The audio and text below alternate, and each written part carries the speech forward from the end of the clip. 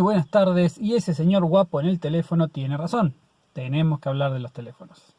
Seguimos con interacción humano-computadora y en el capítulo de hoy vamos a dedicarle un poquito de tiempo a hablar específicamente de los teléfonos, o más general, de los dispositivos móviles.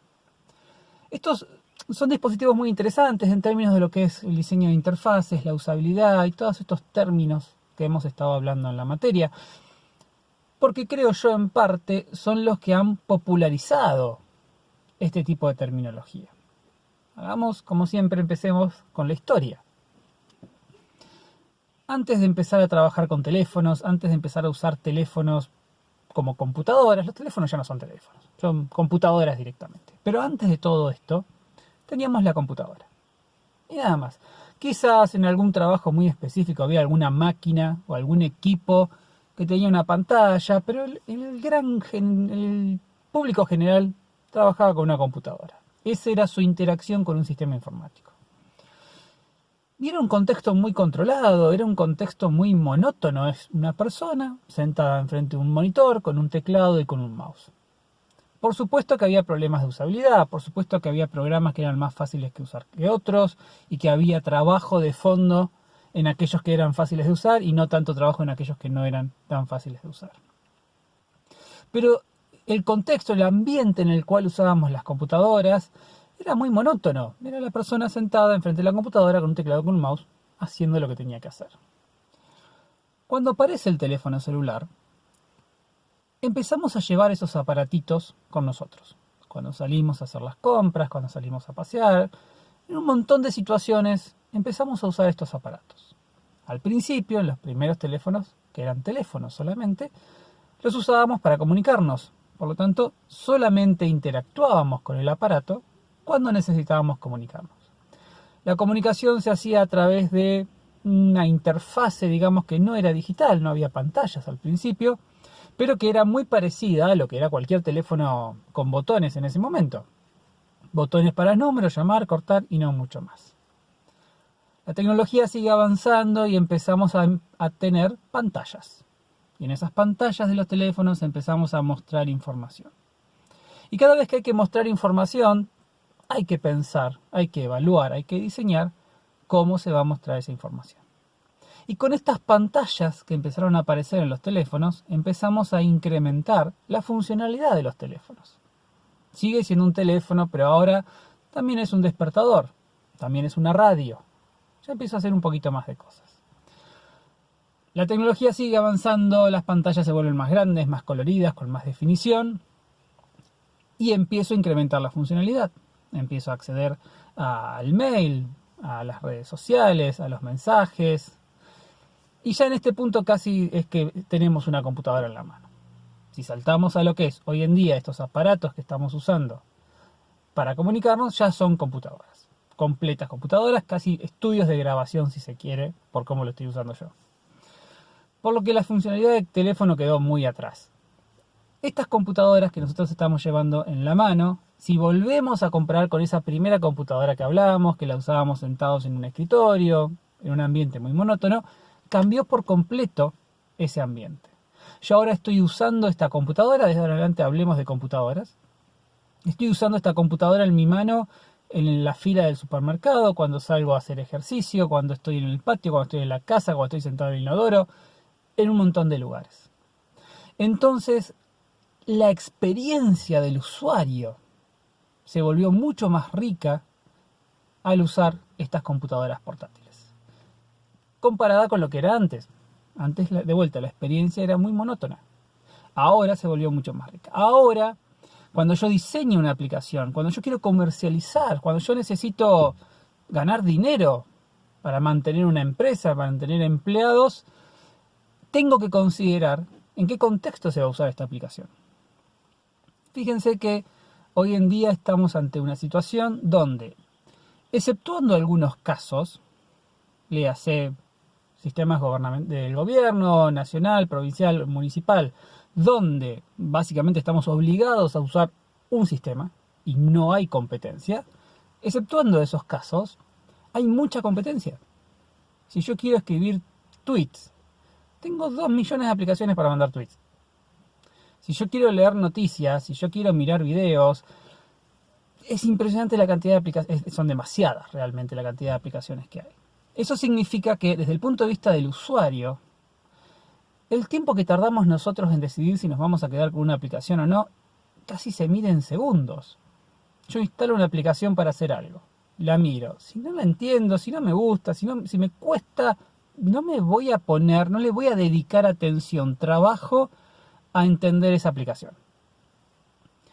Separemos un estudio sociológico de por qué pasa eso. No lo vamos a discutir acá. Pero eso pasa, y pasa en parte porque yo sé que tengo más opciones. Entonces fíjense cómo en esos segundos se determina el éxito o el fracaso de una aplicación. Lo que detrás de esa aplicación hay una empresa, hay gente, hay un montón de cosas que dependen de que yo me quede con esa aplicación en el celular. Y si yo decido no tener esa aplicación, porque sé que hay un montón más que van a hacer lo mismo, eso es un problema para el que diseña la aplicación. Eso significa que en esos segundos que yo decido si me quedo o no con la aplicación, básicamente la decisión pasa por lo que estoy viendo. De fondo puede estar el mejor algoritmo de la historia de los algoritmos, pero si no la entiendo, si no me gusta, se va afuera. Por lo tanto, es muy importante, se aplican mucho todos estos conceptos que estamos viendo en la materia en lo que es el diseño de sistemas e interfaces en dispositivos móviles. Hablamos de dispositivos móviles incluyendo los celulares, incluyendo las tablets e incluyendo cualquier aparatito que es chiquito y que yo lo uso, como una computadora. Hoy en día la interfaz de la heladera tiene una interfaz casi de una tablet. Cualquier cosa hoy en día tiene una interfaz móvil.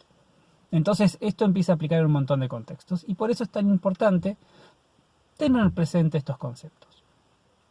La ventaja, algo que yo decía al principio, es que no íbamos a hablar de cómo poner un botón en la pantalla, sino por qué poner un botón en la pantalla. La ventaja de plantear esto desde el punto de vista de por qué poner un botón en la pantalla es que esa misma pregunta y todo lo que usamos para discutir la respuesta a esa pregunta se aplica a cualquier dispositivo. Entonces todas las cosas que hemos estado viendo, todos los principios abstractos, las reglas de usabilidad, todo eso sigue valiendo en el caso de los dispositivos móviles. Pero aparecen un par de cositas más que quizás no prestábamos tanta atención porque no hacía falta cuando estábamos trabajando en una computadora. Dos que creo que son muy interesantes son la parte de ergonometría, cuestiones físicas que ya hemos estado hablando, y las empresas, el Big Brother en todo esto. Así que vamos a comentar un poco sobre cómo estos dos aspectos afectan el diseño de las interfaces en el caso de los dispositivos móviles. Vamos a empezar hablando de la ergonometría. Si recuerdan, la ergonometría era el estudio de las características físicas, de las dimensiones físicas del cuerpo humano y cómo estas características se podían utilizar para diseñar mejores máquinas. En nuestro caso estamos hablando de diseñar mejores interfaces. Cuando hablamos de dispositivos móviles, tenemos varias cuestiones que resolver. Primero, estos aparatitos crecen. Esto debe ser unas 4 pulgadas, este es uno de 5 pulgadas y el que uso yo, que es con el que estoy filmando, debe estar en las 5,7 pulgadas. Así que tenemos que diseñar sistemas para pantallas que cambian de tamaño. Hay, lo que se dice hoy en día, hay mucha fragmentación en cuanto a lo que es la plataforma de dispositivos móviles. Tenemos muchos sistemas operativos y tenemos muchos hardwares distintos, tanto en pantallas como en características físicas, pero principalmente hablemos de las pantallas. Entonces nuestros diseños se tienen que adaptar a distintas pantallas y eso no es fácil. Estos problemas los vemos reflejados en las soluciones que van apareciendo en términos de tecnologías, de plataformas de desarrollo. Hablamos de sistemas que sean adaptativos, responsive, todo eso tiene que ver o viene a solucionar los problemas que aparecen con estos aparatitos. Yo quiero hacer un sistema que se vea bien en 4 pulgadas, en 5 pulgadas, en 6 pulgadas y en una notebook de 10 pulgadas. Es un dolor de cabeza. Y lo que está bueno con respecto a cómo nosotros tomamos decisiones en el diseño de las interfaces son estadísticas que hay sobre cómo usamos los dispositivos. Por ejemplo, después les dejo el link de dónde estoy sacando estos números. El 49% de la gente usa el celular con una sola mano. esta o esta. El 15% de las personas lo usa con las dos manos. El 35% de la gente lo usa así. Otro dolor de cabeza, tenemos una pantalla que a veces se usa así y que a veces se usa así. Nuestro sistema se tiene que adaptar a todo eso. Terrible. Cerca del 70% de la gente usa el dedo gordo de la mano derecha para interactuar con la pantallita. Eso quiere decir que este es el nuevo puntero del mouse. Es un puntero muy grandote. Ese es otro tema muy importante. El espacio que yo puedo... ¿Cómo me pongo para que se vea bien esto? Hasta dónde yo llego con mi dedo es un factor sumamente importante. Y hay acá pueden ver la imagen. Hay estos mapas de calor muestran sobre distintos tamaños de pantallas de iPhone las zonas a donde puede llegar el dedo de la persona. Teniendo zonas de fácil acceso, que es la de color verde, zonas donde el acceso puede llegar, y zonas donde ya se tiene que estirar o si se sigue estirando puede llegar a causarle un problema a la persona. Eso es muy importante tenerlo en cuenta. Por lo general, volviendo a esta estadística que dice que el 70% de la gente lo usa con el dedo gordo de la mano derecha, es muy importante saber hasta dónde llega ese dedo. Lo que uno va a ver en todas estas estadísticas es que con los nuevos teléfonos grandes de 6 pulgadas, 5 pulgadas y pico, esta zona de acá, que es la que más le cuesta llegar al dedo, es la zona donde no deberíamos poner mucha información con la cual haya que interactuar. Puedo mostrar información, pero un botón acá no es una buena idea, porque eso me implica a mí tener que estar moviendo la mano y haciendo gestos medios raros que podrían hacer que el teléfono se termine cayendo. Otra cosa, estas cositas son cada vez más frágiles, entonces uno ya tiene que tener cuidado. Muy difícil. Entonces todas estas estadísticas están buenas para empezar a diseñar o tener en cuenta cómo diseñar las interfaces para los dispositivos. Recuerden lo que les había dicho antes, también hay estadísticas sobre tamaños de pantallas. Si queremos hacer algo para el mercado argentino, está bueno conocer cuál es el mercado de celulares, estamos hablando de dispositivos móviles en la Argentina, tamaños de pantallas, pulgadas, todo eso nos define a nosotros cómo empezar a diseñar las pantallas. El gran error que se puede llegar a cometer es pensar que un diseño va a servir para todos. Un diseño para gobernar a todos. Y por lo general eso nunca funciona. Muchas plataformas dan estas tecnologías responsive que se adaptan automáticamente. A veces funcionan, a veces no funcionan. Hay que tenerlas en cuenta. No ayuda que tengamos Android, tengamos iOS, Microsoft. Todo eso genera mucho más ruido al momento de decidir cómo desarrollar, qué tecnologías desarrollar y cómo diseñar las interfaces. Pero sin duda la ergonometría es muy importante. Aparecen también cuestiones como las condiciones de luz. Yo esto lo estoy usando acá, que está todo cerrado, está lindo, salgo afuera, tengo sol, hay viento, hay ruido. Todo eso termina afectando el diseño de las pantallas. De vuelta, estas reglas, estos principios que hemos estado hablando, sin duda nos van a servir para el diseño de estas pantallas. Tenemos que tener en cuenta otros aspectos, como les decía recién, la parte de ergonometría. ¿Qué es lo que le pedimos hacer al usuario y hasta dónde el usuario puede hacerlo con su mano? Por ejemplo, un tema muy importante, el tamaño de los botones. Yo cuando tengo un mouse, tengo un dispositivo de muy alta precisión. Yo puedo hacer movimientos muy finitos con un mouse. Yo puedo tocar en este píxel y casi que soy capaz de tocar en el píxel que está al lado. Yo no puedo pretender hacer lo mismo acá con este dedo feo gordo mío. No hay forma. Entonces hay que adaptarse también a esas características. Y el otro gran problema que nombraba al principio, esta es la pantalla donde yo veo, pero también es el aparato con el cual interactúo. Eso quiere decir que cuando yo estoy interactuando con el dispositivo, estoy tapando la pantalla. Eso se vuelve muy molesto con los jueguitos. Por lo general los juegos, cuando yo tengo que mover una nave o hacer algo, con mi mismo dedo estoy tapando la información que a mí me están dando. Entonces también tengo que tener en cuenta eso. Si yo estoy haciendo cosas, debería intentar suponer dónde está el dedo de la persona y no mostrar información en ese lugar, ir para otros lugares. Siempre la parte más alta va a ser la más difícil de acceder, la parte más baja va a ser la más fácil de acceder. Fíjense que en muchos casos los botones para hacer cosas suelen estar en la parte de abajo.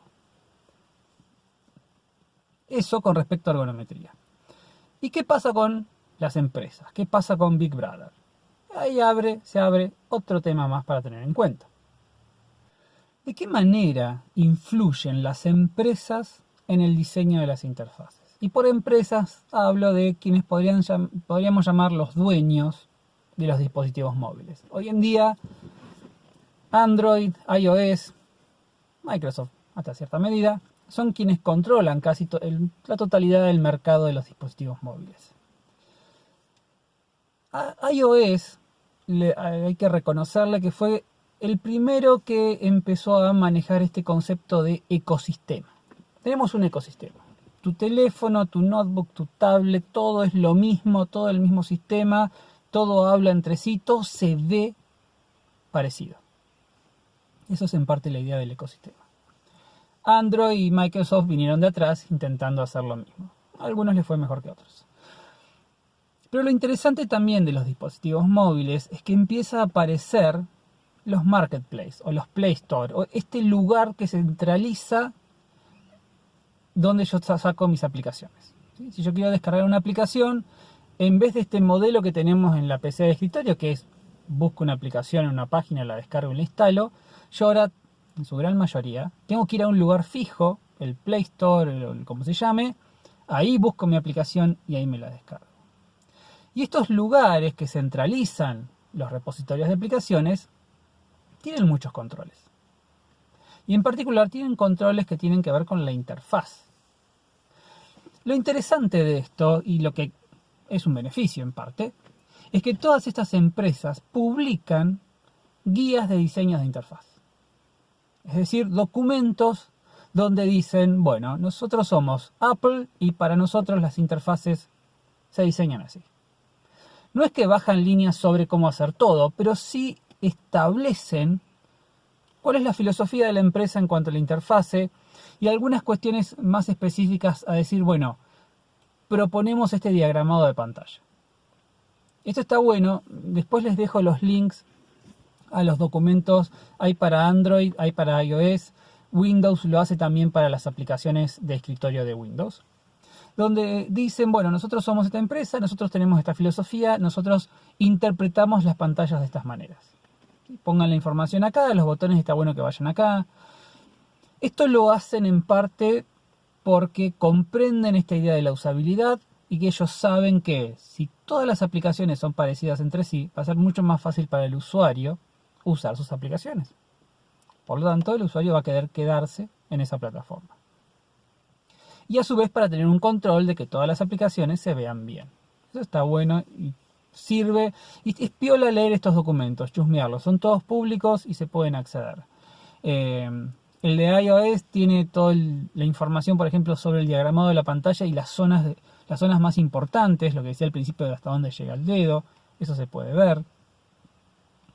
Después el de Microsoft, algo que tiene muy bueno es que el documento de Microsoft tiene todo el listado de todos los elementos visuales que pueden aparecer en la pantalla. Un botón, un checkbot, un radio button, una lista desplegable, todo.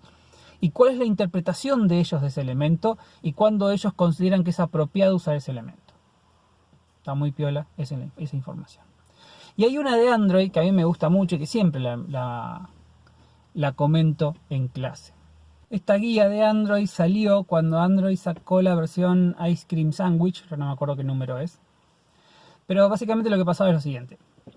Muchos celulares Android, no sé si lo recuerdan, solían traer en la parte... dejé el teléfono. En la parte de abajo, acá abajo, muchos celulares Android solían traer 3 botones físicos. Eran 3 botones, era plástico, que yo podía tocar. Un circulito, creo que el otro era un triangulito, y el otro era como un cuadradito con un rayito en el medio. O 3 lados de un cuadrado con una rayita en el medio. El menú. Entonces, ¿qué fue lo que pasó? En su momento Android dijo, ¿saben qué? Vamos a sacar esos botones. No van a venir más esos botones físicos, no va a haber más botones físicos. Entonces, en esta guía de diseño, lo que publica Android es: señores desarrolladores, si ustedes tenían funcionalidad asociada a ese botón físico, empiecen a migrar, porque ese botón físico no va a estar más. Lo vamos a sacar. Y lo otro que está muy bueno es que en esa documentación, la misma gente de Android dice: dejen de usar la palabra menú. Las aplicaciones de escritorio, las aplicaciones de celulares no tienen menú. Menú es un concepto de aplicación de escritorio. Y acá estamos en otra cosa. Y está bueno eso. O por lo menos lo que están planteando ahí es interesante. Porque cuando vinieron las aplicaciones de dispositivos móviles, la migración de aplicación de escritorio a aplicación de dispositivo móvil trajo muchas cosas, muchos vicios, si queremos llamarlos, de las aplicaciones de escritorio.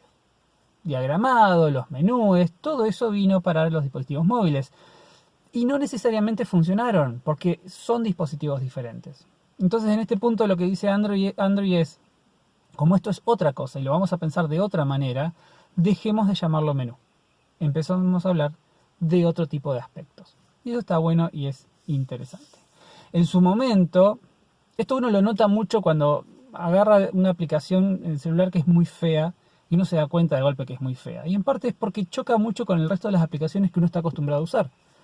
Esas aplicaciones que ya se volvieron invisibles al uso, cuando viene algo muy distinto, muy difícil de usar, eso siempre choca. Y un ejemplo que yo siempre daba era la aplicación de Aerolíneas Argentinas. Ahora la mejoraron. Pero hasta no hace mucho, la aplicación de Aerolíneas Argentinas tenía una cruz para cerrarla. Algo que no aparece nunca en una aplicación de celular. ¿Cuándo vieron una aplicación de celular que tenga una cruz típica de ventanita de Windows de escritorio para cerrar la aplicación? Bueno, la aplicación de Aerolíneas solía tener eso, ahora la mejoraron y se ve mucho mejor y es más acorde a lo que uno esperaría encontrarse en un dispositivo móvil. Así que está muy bueno eso.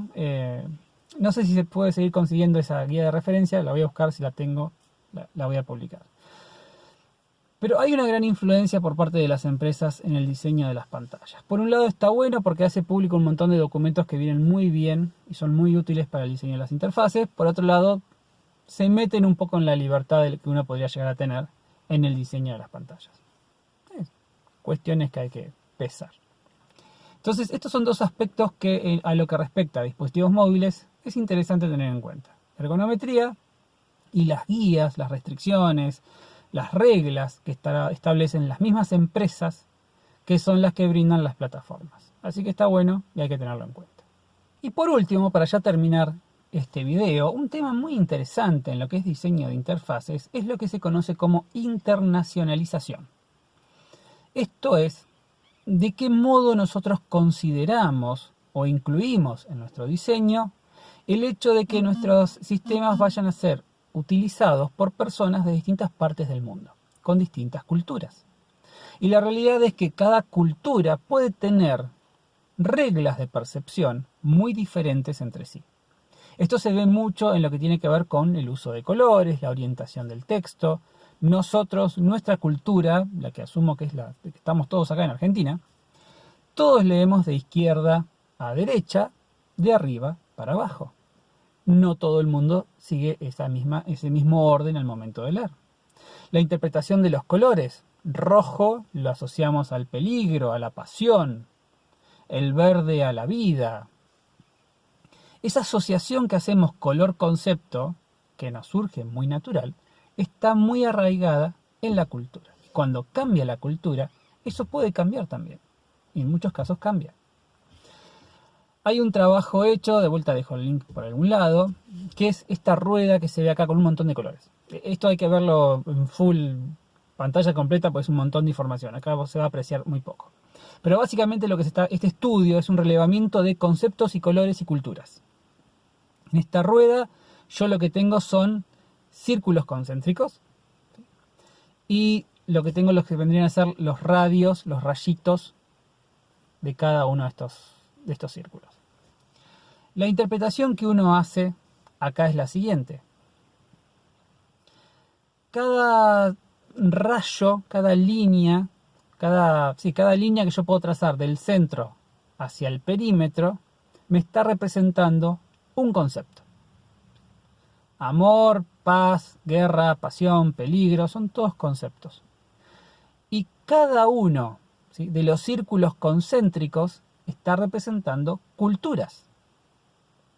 Fíjense que si todos interpretáramos los colores de la misma manera, cada línea que va del centro al perímetro debería tener siempre los mismos colores. Para la línea que representa, no sé, amor, todos deberían ser rojos. Y eso no pasa. ¿Por qué? Porque cada cultura le da un significado distinto a los colores. Este es un ejemplo, el caso de los colores, pero hay de vuelta la orientación del texto, cómo escribimos, todo eso también forma parte de la cultura. Y hasta qué punto nosotros deberíamos adaptarnos a este tipo de cosas. Algunos sitios lo hacen, algunas páginas se dan cuenta cuando es el mercado europeo, americano, asiático y generan pequeños cambios en cómo nosotros estamos viendo, percibiendo la interfaz. Y eso está bueno tenerlo en cuenta. Es muy complejo, es difícil de implementar y pocas veces se hace, pero está bueno. Bien, todo por hoy. La siguiente clase va a ser la prueba de usabilidad. Vamos a poner el parquímetro en el centro de Bahía y vamos a evaluar un poquito cómo es esa experiencia. Así que bueno, con eso ya vamos a estar terminando. Queda eso más otro video más y es suficiente por lo que es la parte de clases mías hablando. Espero que estén muy bien, muy buen fin de semana y nos vemos la semana que viene.